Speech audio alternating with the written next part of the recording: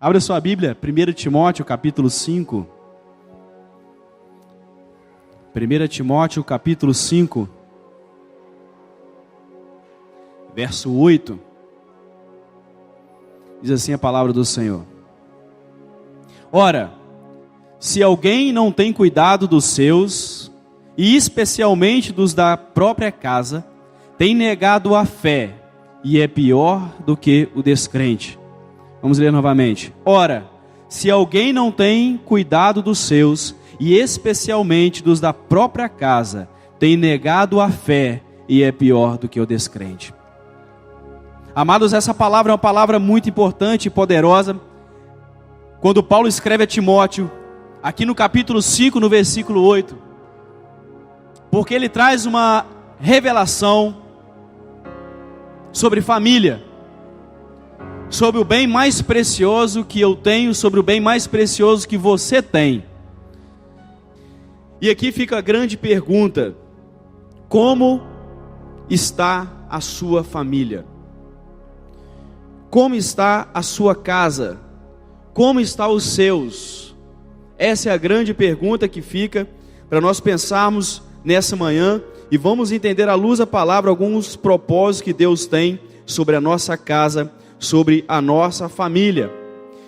Porque a nossa correria de cada dia, o nosso trabalho, as nossas atividades, e muitas vezes até mesmo dentro da igreja, atividades de discipulado, de célula, cultos, fazendo a obra, evangelismo, intercedendo por pessoas, visitando os lares, hospitais, e às vezes nós esquecemos do principal, que é o nosso lar, que é a nossa casa. E vemos hoje, nos dias de hoje, tantas famílias, tantos lares sendo destruídos. Por quê? Porque fazemos tanta coisa, mas esquecemos do principal, que é o nosso lar, que é a nossa família. Nosso tempo está comprometido com tudo, com os estudos, com o trabalho, buscando uma vida financeira melhor, recurso melhor, mas nós esquecemos que o nosso primeiro ministério é a família. Eu vejo muita gente dizendo para mim: pastor, eu ainda não sei qual que é o meu ministério, eu não sei qual que é o meu chamado. O seu chamado começa dentro da sua casa. O seu primeiro ministério se chama família. A sua família é o seu primeiro e maior ministério que Deus colocou sobre a sua vida. Foi o seu maior chamado, é a sua casa. São os seus. E é por isso que 1 Timóteo fala sobre isso. Deus começou a família no Jardim do Éden. Foi a primeira organização criada por Deus no Éden, através de Adão, através de Eva, e depois seus filhos, sua posteridade. Deus começa esse grande ministério no primeiro casal, na primeira família, na primeira casa. Mas a palavra de Deus nos mostra que desde a antiguidade o ser humano tem a mania de se desviar desse propósito, se desviar desse ministério que é o principal ministério sobre a sua vida, a sua casa. E desde o início, o pecado já entra quando Adão esquece da sua função de protetor. Se ele estivesse protegendo, se ele estivesse ao lado da sua esposa, ela não estaria sozinha para ser tentada. Um grande exemplo que eu vejo de família, de um péssimo exemplo de família, é a família de Davi. Lá em 1 Samuel, no capítulo 30, conta a história de Ziclag, que é a cidade que ela é invadida pelos amalequitas. E por que essa cidade é invadida pelos amalequitas? Porque Davi não estava na cidade. Davi era um homem poderoso, Davi era um homem sábio, Davi era guerreiro, Davi era próspero, Davi vencia as guerras e as batalhas de todo dia. Mas ele teve a pior das derrotas, a derrota dentro da sua casa, dentro do seu lar. Davi estava se voltado para as guerras. Foi a época que o Império Israelita mais cresceu, teve maior expansão de território, foi no reinado do rei Davi. ele era um homem aplicado naquilo que ele fazia. Quando ele fazia um trabalho, ele fazia um trabalho bem feito. Ele exercia as suas funções de forma coerente, de forma dedicada e aplicada. Por isso ele era bem sucedido em quase tudo que ele fazia. E ele estava em guerra ajudando o rei Aquis. E ele saiu com todo o seu exército. E a palavra de Deus diz no capítulo 29 de 1 Samuel que ele passou dias, semanas, anos, ajudando o rei Aquis nas suas conquistas. E aqui a gente pode compreender muita coisa, se nós formos olharmos para 1 Samuel no capítulo 30, que o inimigo ele fica observando. Os amalequitas não invadiram Ziclag da noite para o dia, do nada. Eles ficaram observando durante muito tempo as saídas de Davi, como Davi se portava com a sua casa, como Davi se portava com a sua família. E em uma dessas saídas que durou bastante tempo, da saída de Davi, os amalequitas vieram e invadiram Ziclag. E quando ele chegou de guerra, ele encontrou essa cidade destruída, queimada a fogo, e eles tinham levado seus filhos e mulheres embora. Aí a pergunta fica: o que adianta Davi ter conquistado tanta coisa, se ele perdeu sua família, se ele perdeu sua esposa, se sua esposa foi levada, se os seus filhos foram levados? Não foi apenas o deles, mas foi de todo o povo, de todos aqueles homens que estavam em guerra. Pastor, mas não é legítimo que o homem vença a sua guerra do dia a dia, que trabalhe, que batalhe? Com certeza é. Só que a gente não pode esquecer o principal. A família de Davi era um caos. Se nós vamos olhar a história de Davi ao longo do tempo, nós vamos ver que desde o início, nós vamos ver uma esposa que não amou porque ele não deu a devida atenção. Nós vamos ver traição. Nós vamos ver um filho que abusa da sua irmã, e aí o outro irmão, Absalão, vai e mata seu filho. Mais para frente o filho se levanta contra o próprio pai e tenta tomar o seu reinado de Davi. E aí depois o general vai e mata o seu filho. Olha que bagunça essa família, que bagunça essa casa. Sabe por quê? Faltava o principal. Faltava o principal para Davi. Faltava afeto. Faltava presença dentro de casa. Faltava Davi dar o principal aos seus filhos e à sua esposa, que era o afeto, que era exemplo de vida espiritual, que era presença dentro de casa. Ele fazia tanta coisa fora, mas dentro de casa ele não fazia. E o inimigo, como os amalequitas, fazem a mesma coisa. Ele fica observando o tempo inteiro o que você está fazendo, como você se dedica à sua esposa, como você se dedica aos seus filhos, como você, filho, honra seus pais. E quando ele percebe que você não cumpre o seu papel, ele começa a planejar uma investida contra a sua família para tentar te destruir. E é por isso que infelizmente hoje nós vemos tantos ministérios poderosos, homens e mulheres de Deus, sendo destruídos pela separação, pelo divórcio.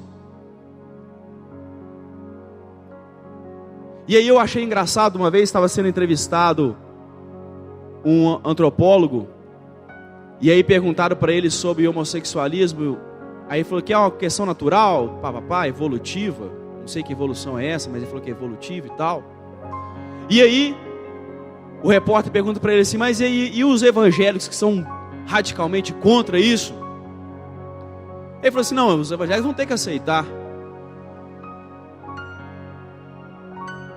porque a Bíblia diz que condena. Aí o entrevistador falou assim: não, mas a Bíblia realmente condena. Aí ele falou assim: mas a Bíblia também condena o divórcio. E aí? A Bíblia também condena o divórcio. Tem tanto divórcio dentro da igreja acontecendo. Não é verdade? Alguém já parou para pensar nisso? A palavra de Deus condena tanta coisa. E o principal foco da palavra de Deus é a família. É uma família estruturada, família solidificada na palavra. E nós temos nos empenhado em tantas coisas e temos esquecido o principal, que é dedicar à nossa família, à nossa casa, o afeto, a vida espiritual, a vida com Deus.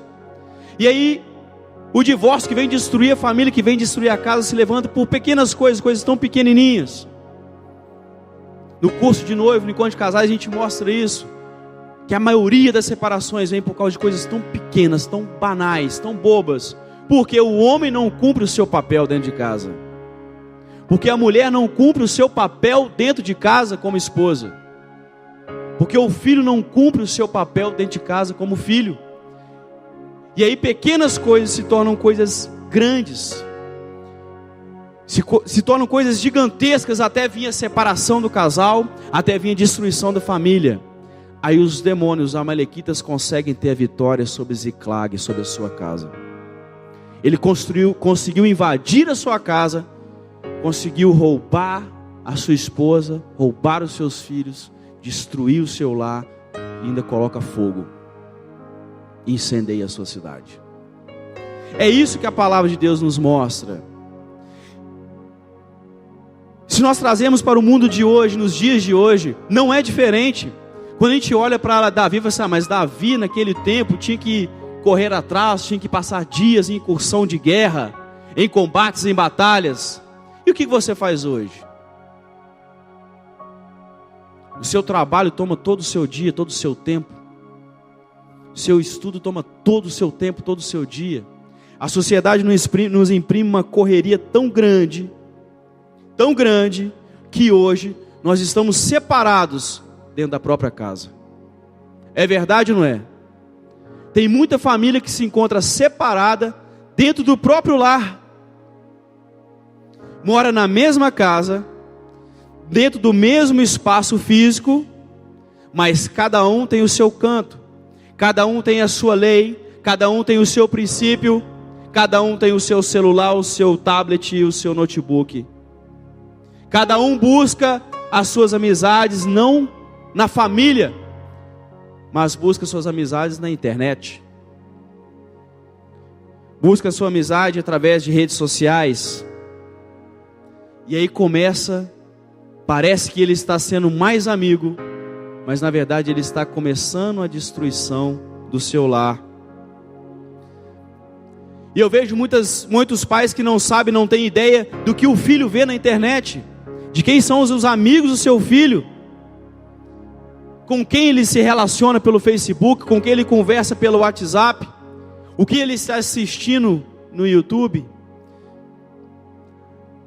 Os pais têm perdido esse referencial, e com isso eles têm perdido seus filhos, sem perceber. Eu me lembro quando eu era criança e nós brincávamos na rua, porque não existia internet. Na verdade existia, mas não para nós. E quando chegava um colega, a gente estava brincando, e chegava um colega, às vezes para tomar uma água, ver uma coisa, os pais perguntavam, meu filho, você é filho de quem? Você mora onde? Os pais sabiam com quem o filho se relacionava, onde aquela pessoa morava, de quem era o pai, quem era a mãe. E hoje eu te pergunto, você sabe quem é amigo do seu filho? Você sabe com quem ele está conversando na internet? Você sabe com quem ele se relaciona? Você não tem nem ideia. Você nem sabe por onde passa as amizades do seu filho nos dias de hoje. E a família vai sendo destruída aos poucos, sem você perceber. Nós estamos criando uma geração destruída pelo inimigo. Criança com estresse. Minha esposa é psicóloga, atende criança com síndrome do pânico, com estresse, criança estressada. Na minha época a gente ficava estressado quando não conseguia fazer um dever de casa. Hoje a criança tem estresse. É impressionante. Hoje você vê uma criança chorando, desesperada, você fala assim, caiu, machucou. Aí chegando, meu filho, o que aconteceu? Mataram o seu pai? Se não, pior. O que é pior do que isso? Acabou a bateria do meu celular. Não tem mais celular, como é que eu vou jogar? Como é que eu vou... O que eu vou assistir? O que é de mim agora sem meu celular? Meu Deus. Na minha casa eu comecei a perceber isso. O domínio da televisão e da internet sobre os meus filhos. Bem pequenos. Cortei. Assim, agora é horário do almoço, é hora de sentar na mesa, todo mundo e almoçar. Mas menino não tem paciência. Que não tem paciência? Tem paciência sim.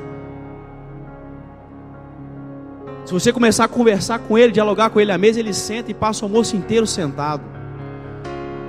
Hora do almoço, desliga a televisão, desliga tudo. É hora de sentar na mesa e conversar e ficar em família.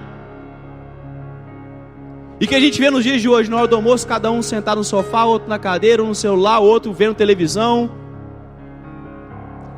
Amados, sua família está sendo destruída e você não está percebendo. Como o inimigo usa algo que pode ser bênção sobre a sua vida. A internet pode ser bênção? Com certeza, claro. A televisão pode ser bênção? Pode. Mas infelizmente eles têm sido maldição na maioria das casas, na maioria das famílias. Porque nós não sabemos utilizar esses eletrônicos. A gente não sabe usar mais aquilo que a ciência nos fornece. Antigamente as brincadeiras eram em coletiva. Eram queimada com bolinha de meia. Hoje é coletivo, mas pela internet. Ninguém vê ninguém, ninguém conversa com ninguém, ninguém sabe quem é ninguém. Só o codinome, só sei lá o que, o apelido. Não existe mais relacionamento. Relacionamentos fadados ao fracasso. Relacionamentos na superficialidade, que não levam a nada. É isso que tem acontecido. Pai, mãe, vigie o seu filho, veja o que ele está assistindo, veja com quem ele está conversando, quem são as amizades. Quanto tempo você tem dedicado à sua família? Se eu perguntar quanto tempo você tem dedicado ao trabalho, provavelmente a maioria de vocês vão dizer que são mais de 8 horas. A nossa sociedade diz que é 8 horas de trabalho, 8 horas de sono, e 8 horas para demais coisas, para tanta coisa, né? Para família, para lazer, para tomar banho, para comer. Mas eu tenho certeza que a maioria de vocês dedicam ao trabalho muito mais do que 8 horas. É verdade ou não é? Por quê? Porque nós queremos buscar algo que é bom, mas não é o mais importante. A gente acha que fornecer a nossa família, a nossa esposa, nossos filhos, fornecer uma boa casa, um bom carro, uma TV de 50 polegadas, nós estamos fazendo bem à nossa família. Mas se ao invés disso você fornecesse tempo de qualidade com a sua família, você pode ter certeza que seus filhos, sua esposa seria muito mais grato a você.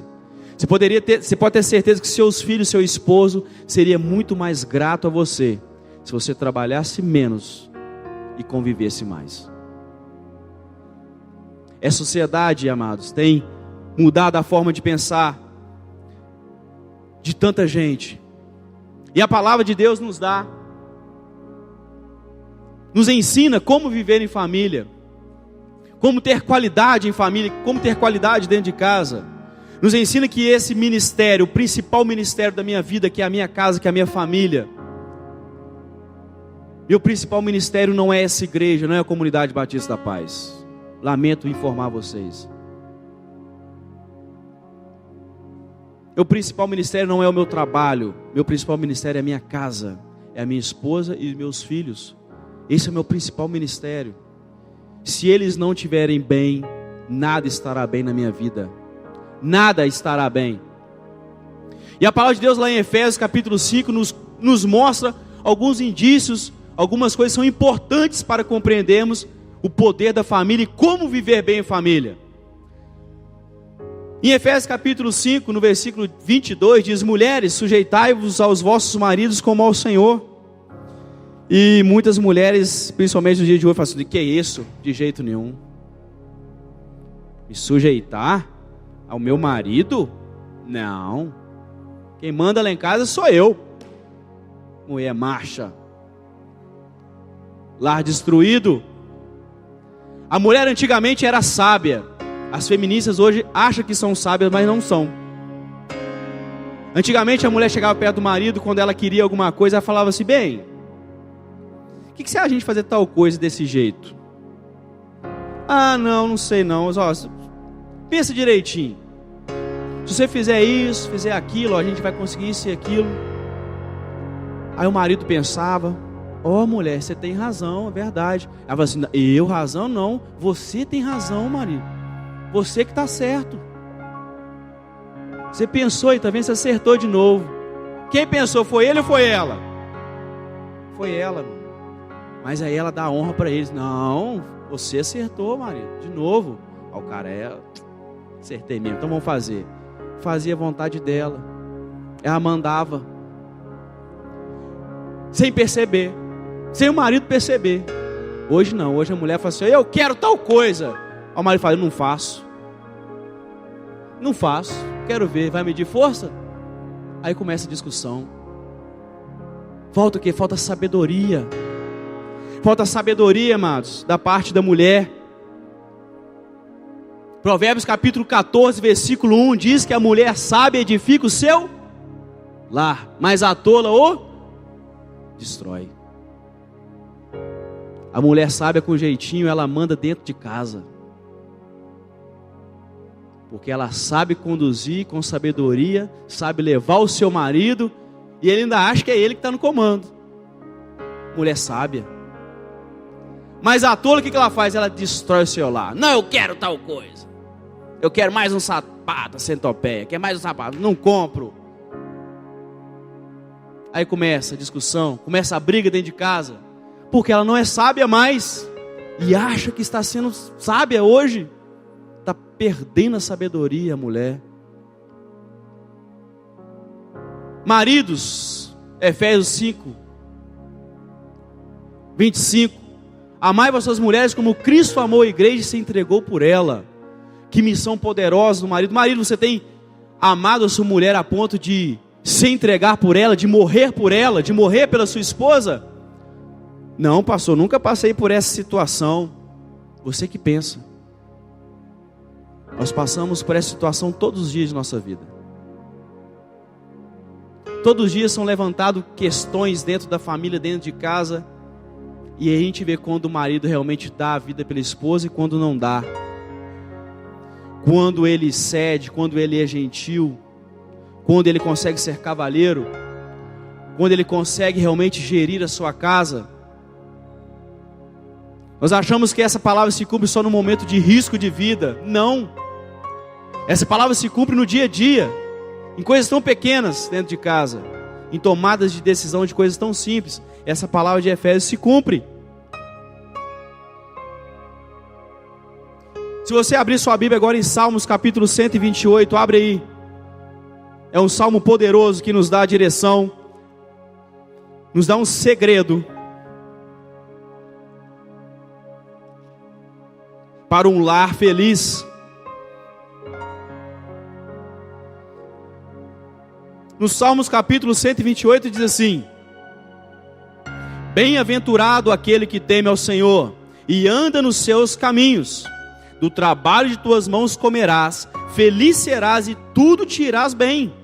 Tua esposa no interior da tua casa será como uma videira frutífera, teus filhos como rebentos da oliveira, a roda da tua mesa. Eis como será abençoado o homem que teme ao Senhor. O Senhor te abençoe desde Sião, para que vejas a prosperidade de Jerusalém durante os dias da tua vida. Veja os filhos de teus filhos, paz sobre Israel. Aqui nos mostra alguns segredos. E aqui nós entendemos também, amados, que a solução para a humanidade, a solução para a Viçosa, a solução para o Brasil, a solução para o mundo, está em duas instituições: família e a igreja. Só essas duas instituições têm o poder de transformar o mundo: a família e a igreja. E é por isso que o inimigo tenta destruir a sua família, amado. É por isso que o inimigo se levanta contra a igreja, perseguição. É porque ele sabe que essas duas instituições são instituições poderosas nessa terra. Mas nesse texto aqui, o salmista nos mostra o segredo para uma família feliz. Ele começa dizendo o seguinte, que bem-aventurado aquele que teme ao Senhor e anda nos seus caminhos. Então a gente pode ver aqui que a primeira coisa é ser feliz, é ter felicidade. Eu preciso ser feliz. Independente de onde eu vivo, como eu vivo, com quem eu vivo, eu sou feliz. Muita gente acha que a felicidade está na casa, no apartamento, no carrão, na televisão de LED, no videogame de última geração, no Xbox, no iPhone 7. Não! A felicidade não se encontra nessas coisas. Aqui a palavra de Deus diz que feliz é aquele que teme ao Senhor, que em seus mandamentos tem grande prazer. Essa pessoa é feliz. Esse camarada é feliz. Se ele tem, ele é feliz. Se ele não tem, ele é feliz, porque ele teme ao Senhor e em seus mandamentos tem grande prazer. A Bíblia é repleta de exemplos dessa forma. Se nós olharmos para as Escrituras, nós vamos ver exemplo como Davi. Davi queria lutar com o gigante. Ele fez plano, ele queria lutar com o gigante. O sonho dele era lutar com o gigante? Não, mas ele lutou e se tornou rei de Israel. Daniel queria estar na Babilônia? Queria ou não queria? Não, escravo na Babilônia, mas ele estava. E foi o maior no reinado. Depois do rei. Foi governador na Babilônia. José queria estar no Egito? José queria estar lá? Não, mas ele estava. E foi governador do Egito. Você queria passar pelo problema que você está passando? Queria? Mas está passando? Está passando. Ninguém queria passar por problema, mas você está passando. Mas o exemplo desses homens e tantos outros na Bíblia nos mostra que independente do lugar que eles estavam, se ele estava como escravo no Egito, se ele estava como escravo na Babilônia, se ele tinha que lutar com um gigante ou não, eles estavam felizes porque eles temiam ao Senhor. E por eles temerem ao Senhor, eles eram felizes, independente da circunstância, independente daquilo que eles estavam vivendo, eles eram felizes. E por serem felizes e temerem a Deus, conquistaram grandes coisas. Se tornaram reis, se tornaram governadores, se tornaram principais da sua época. Por quê? Porque Deus os capacitou para vencer o problema. Deus ele vai te capacitar para você vencer esse problema que você está passando hoje, em nome de Jesus. Uns 3 creram. Quem creu recebe, amém? Não importa aquilo que você está passando, amado. Seja feliz, porque feliz é quem sabe quem é em Deus. Sou filho de Deus, acabou. Sou filho de Deus, sou herdeiro da promessa. Ah, mas eu estou como escravo, não tem problema. As pessoas acham que eu sou escravo, mas eu não sou. As pessoas achavam que José era escravo no Egito, mas ele não se achava escravo. E tudo que ele fazia com excelência. E governou a prisão, governou a casa de Potifar, foi rei, foi governador sobre a terra do Egito. Só ficou abaixo de Faraó. Todos achavam que Daniel era um escravozinho hebreu, mas ele não se achava escravo. Ele se achava filho de Deus. E tudo que ele fazia de excelência. Ele revelava os sonhos, ele dava direção, e foi colocado como governador na Babilônia. Essa é a primeira coisa que nós precisamos entender. O segredo é estar em Jesus. Se você estiver em Jesus, você é feliz. Está aqui escrito. Salmos capítulo 128, versículo 1. No versículo 2 ele diz assim, ó, do trabalho das tuas mãos comerás, feliz serás e tudo te irás bem. A segunda coisa muito importante aqui, nesse versículo 2, que a gente vê claramente, é o trabalho. Digno é o obreiro do seu trabalho. Quem trabalha, que coma. Mas tem gente que é discípulo do Batman e não de Jesus. Homem morcego. Não gosta de trabalhar. Só gosta de morcegar. Essa geração hoje em dia. Seu filho dentro de casa levanta 10, 11 horas da manhã espreguiçando. Nossa, que cansado. Cansado de quê, meu filho? Dormiu até 11 horas. Discípulo do Batman. E é engraçado porque Jesus ensinou completamente diferente. Em João capítulo 5, versículo 17, diz assim, Jesus falou assim, ó, meu pai trabalha até agora, e eu trabalho também. Jesus precisava trabalhar? Deus precisava trabalhar? Mas é o exemplo que Ele nos dá. Discípulo de Jesus gosta de trabalhar. Discípulo de Jesus não gosta de ficar até meio-dia na cama, misericórdia. E Jesus deu o exemplo, olha, meu pai trabalha até agora, e eu trabalho também. Então a segunda coisa importante a gente ver nesse texto aqui, que você seja um trabalhador, que você dê exemplo. Porque a palavra de Deus é clara em dizer que o homem semeia aquilo que ele planta, e ele colhe sempre em abundância. 1 Coríntios 9, 6. A gente colhe em abundância aquilo que a gente semeia. Se eu semeio morcegada, eu vou colher um bando de morcego que você vai ficar horrorizado. Agora, se eu semeio trabalho, se eu semeio dedicação, eu vou colher o quê? Uma promoção no trabalho. Eu vou colher uma vitória no meu vestibular.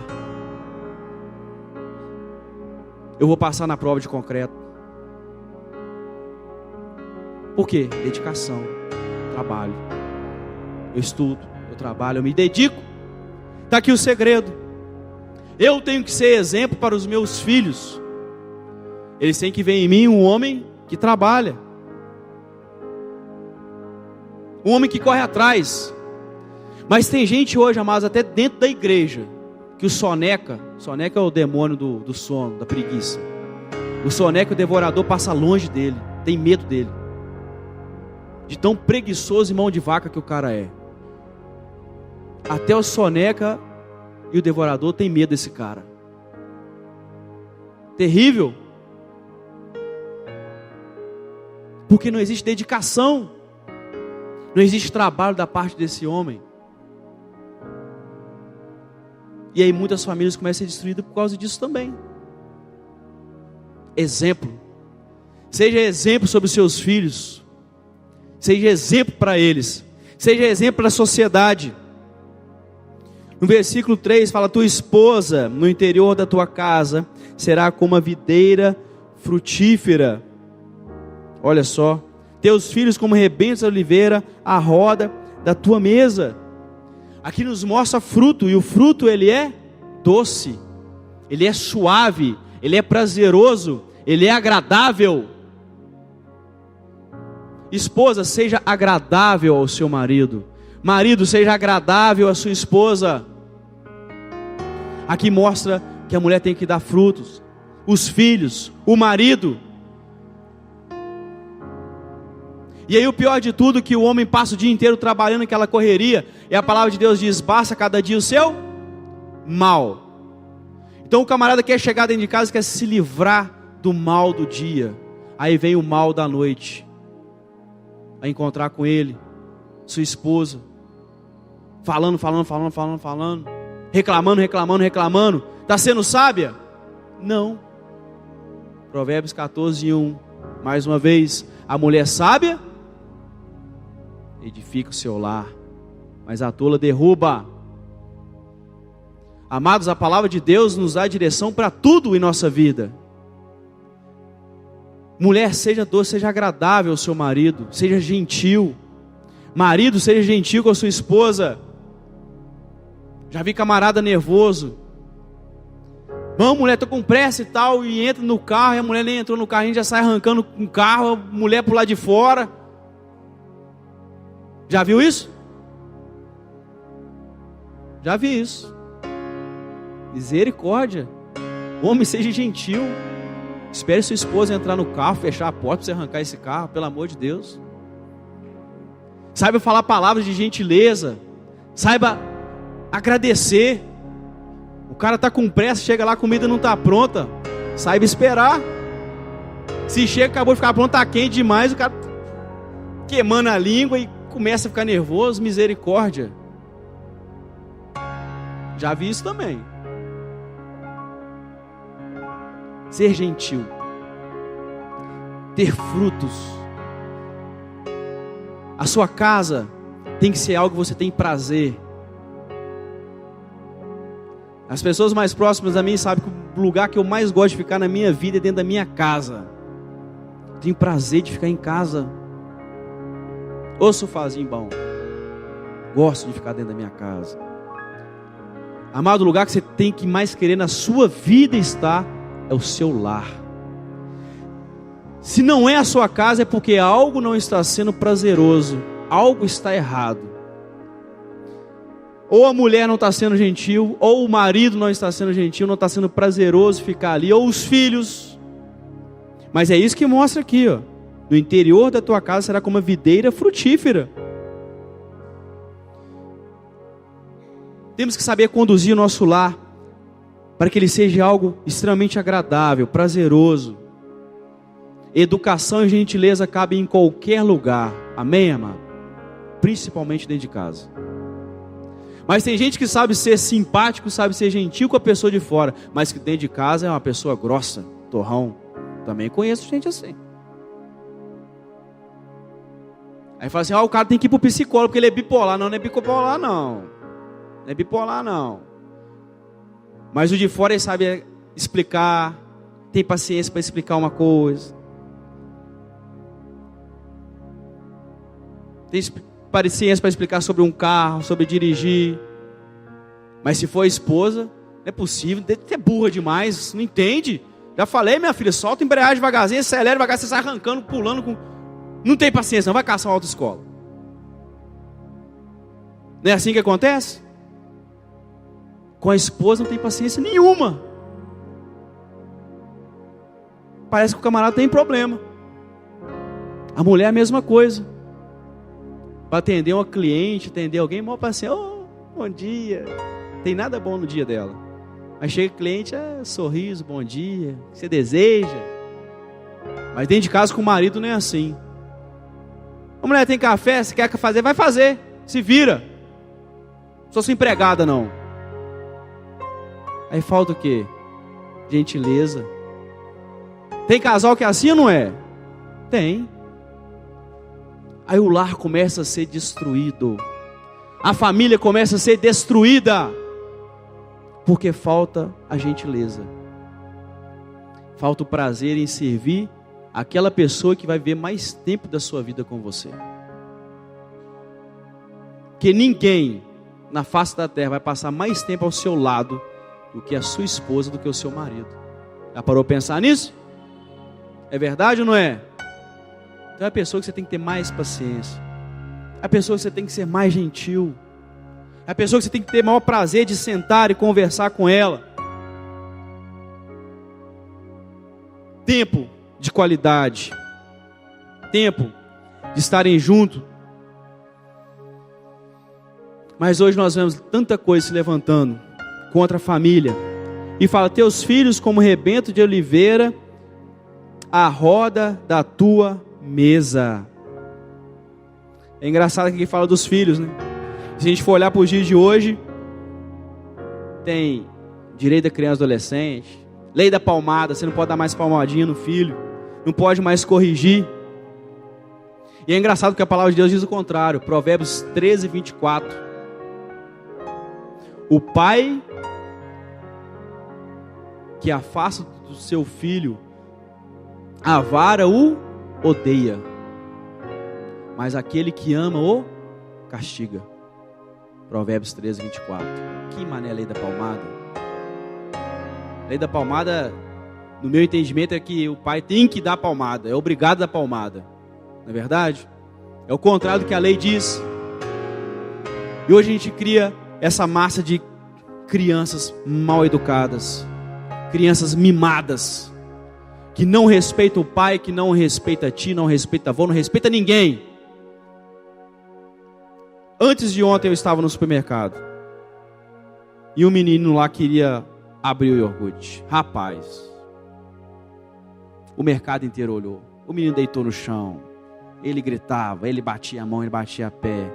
E a mãe vermelha, a mãe com vergonha, mas não fazia nada. Eu falei assim, meu Deus, cadê a mãe desse menino? Parece que é a cara dele que está do lado, mas não deve ser não. E o menino gritava, esperneava. Sabe por quê?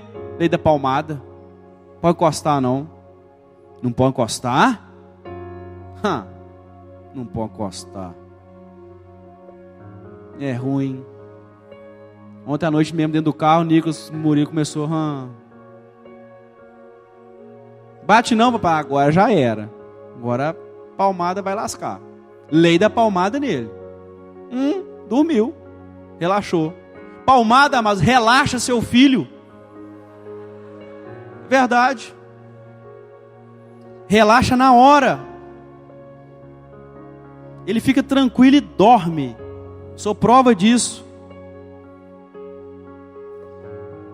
Uma vez eu vi um pregador falando, achei muito interessante, que daqui uns dias, do jeito que está, quando o obstetra, o médico for fazer o filho nascer, a criança nascer, ele vai ter que pedir permissão para dar palmada.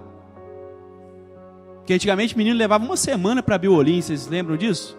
Hoje em dia o menino já nasce com o olho aberto, já regalado, olhando todo mundo. Aí vai olhar para o médico, ele já sabe da lei da palmada. Bate para ver. Bate que eu te processo. Aí o médico vai ter que pedir, então por gentileza, você pode chorar? Pode chorar? Mas não estou te coagindo não, tá? Por favor. Estou te pressionando não. Porque hoje tudo é pressão, tudo é coação. Que isso, amados? Olha que nível a sociedade está chegando. E é verdade. Coisas que se levantam para destruir o nosso lar.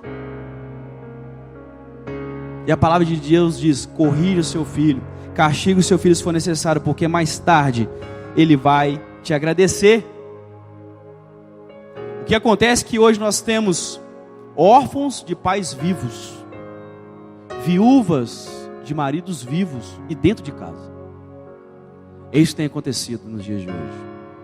Por isso a família tem sido destruída. Não permita que o inimigo destrua o seu lar. Não permita isso. Pastor, você falou que a família é a salvação da humanidade. Está escrito aqui, ó. O Senhor te abençoe desde a Sião, para que vejas a prosperidade de Jerusalém durante os dias da tua vida. Jerusalém, a cidade sendo próspera, por quê?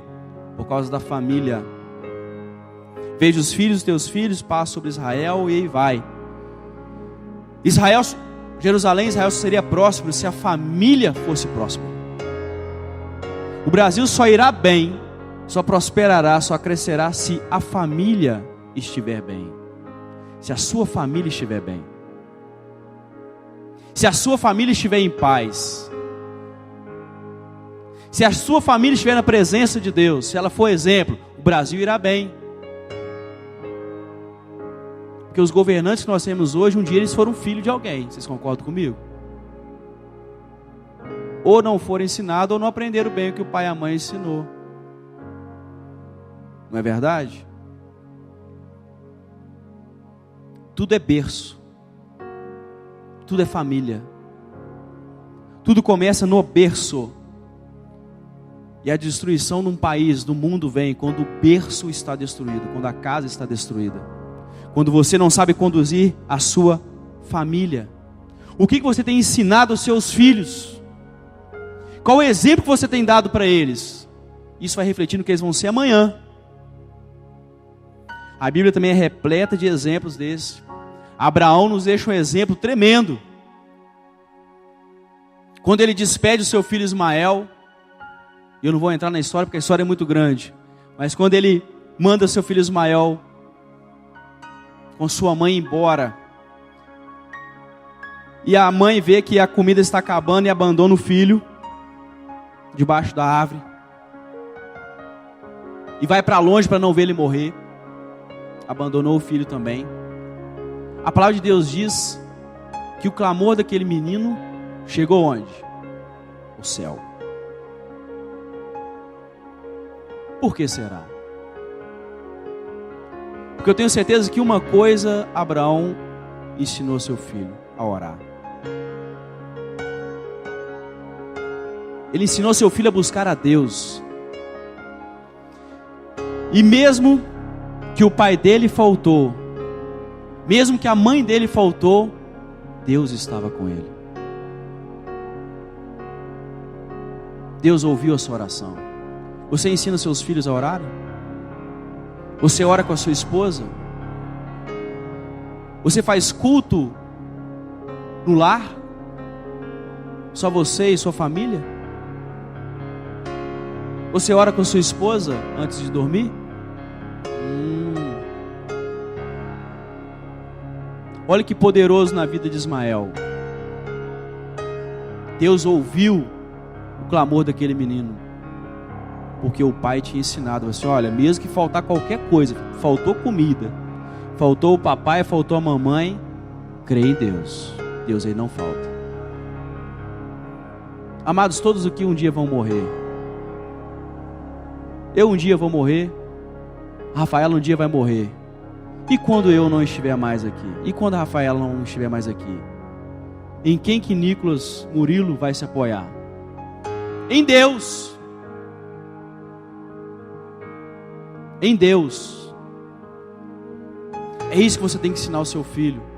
É que o dia que você for chamado, o dia que você partir, eu não vou morrer não, eu vou ser arrebatado. Amém. Mas se você não for arrebatado comigo, se você for antes, imagina só, como fica a sua casa? O que você tem ensinado aos seus filhos? A quem eles vão recorrer quando você for embora?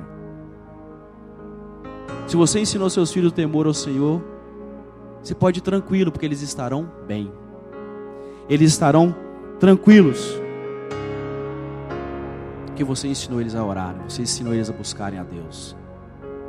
Amém, amados? Então faça o culto. Ah, mas já tem célula lá em casa. Glória a Deus. Não estou falando no culto na célula, não. Estou falando no culto da sua casa, o seu lar. Só a sua família. Só você e seu marido. Você, seu marido e seus filhos. Faça o culto familiar. Faça o culto dentro de casa. Ore com seus filhos antes de dormir, com a sua esposa. Isso é bênção. Só existe uma coisa que pode salvar nossa família: a palavra de Deus. A presença de Jesus dentro da sua casa, na sua vida. Só a palavra de Deus, ela é poderosa para salvar a sua família. Só a presença de Jesus em você, na sua casa, é poderosa para salvar o seu casamento, salvar os seus filhos, para que você tenha uma família que seja exemplo sobre essa terra. Amém? Glória a Deus.